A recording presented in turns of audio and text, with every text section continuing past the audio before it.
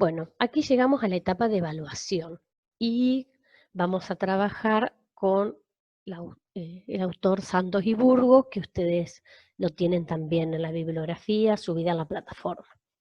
La evaluación la denomina como herramientas que utiliza un intérprete para poder valorar esa eficacia en su tarea profesional. O sea, es una herramienta para valorar el trabajo.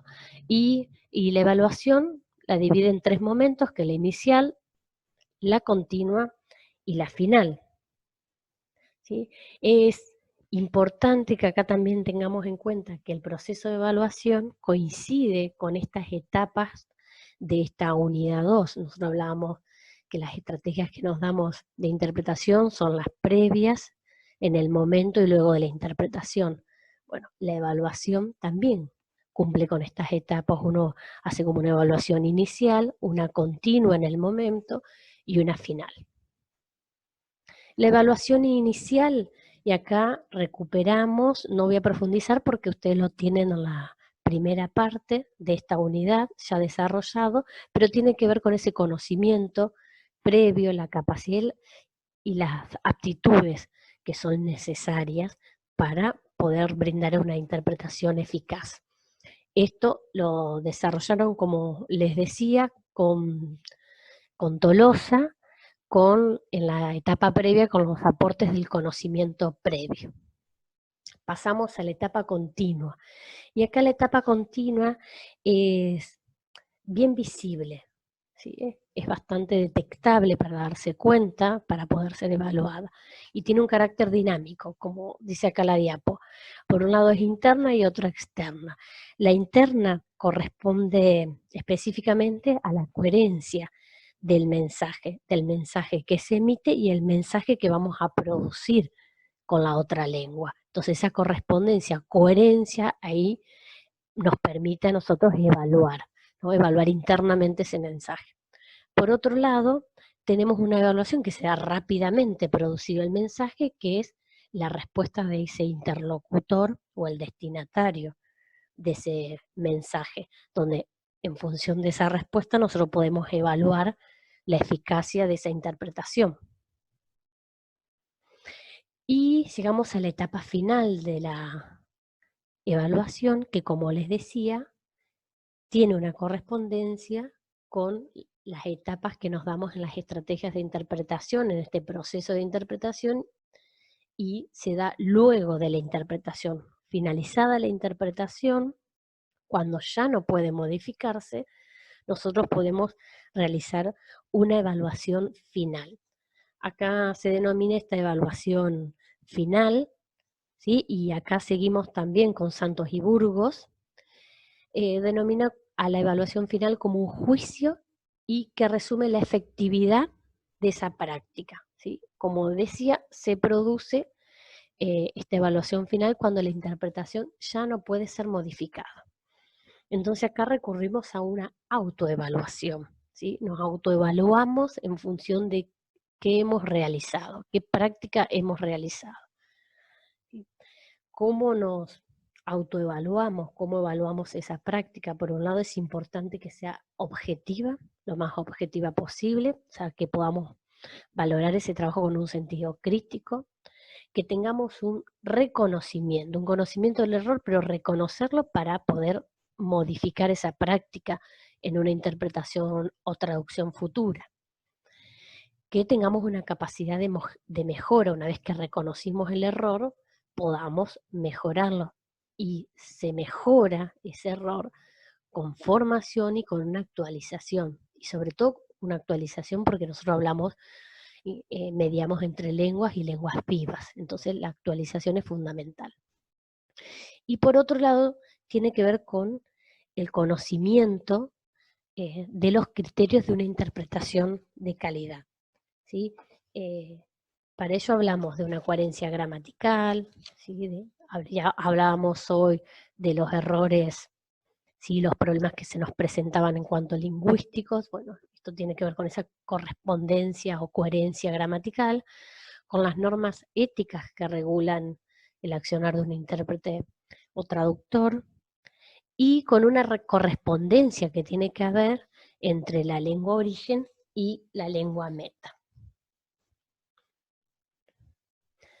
Bien, vamos a continuar con NOR para poder profundizar un poquito también en estos errores de los que hablábamos, que es importante detectar para modificarlos, ¿sí? Los errores tienen que ver con un no cumplimiento de un objetivo de interpretación o traducción determinado, ¿sí? Y se va a evaluar estos errores según la influencia sobre la funcionalidad, sobre ese objetivo de ese texto. Entonces, no nos plantea que hay errores que tienen que ver con lo lingüístico, en el plano de lo lingüístico, con el plano de lo cultural y con el plano de lo pragmático. A lo lingüístico, acá tiene que ver, nuevamente, recuerdan que hace unos instantes hablábamos específicamente de las dificultades textuales o los problemas lingüísticos. Tiene que ver con el orden de la lengua, ¿sí? La organización de ese texto, de ese discurso gramaticalmente, la selección del vocabulario, del léxico específico. Eso tiene que ver con los errores lingüísticos que se nos pueden presentar. Por otro lado, tenemos los errores que tienen que ver con el orden de lo cultural, ¿sí?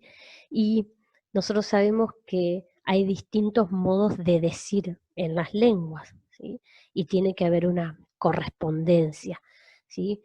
A veces se nos puede presentar errores culturales cuando uno en una lengua tiene que hacer una interpretación o traducción más pegada a la literalidad, o sea, que vamos a poner más énfasis a la lengua oral que a la lengua meta, porque uno necesita utilizar ese recurso que puede ser de calco, de una traducción más literal, porque está haciendo una convención establecida en una lengua.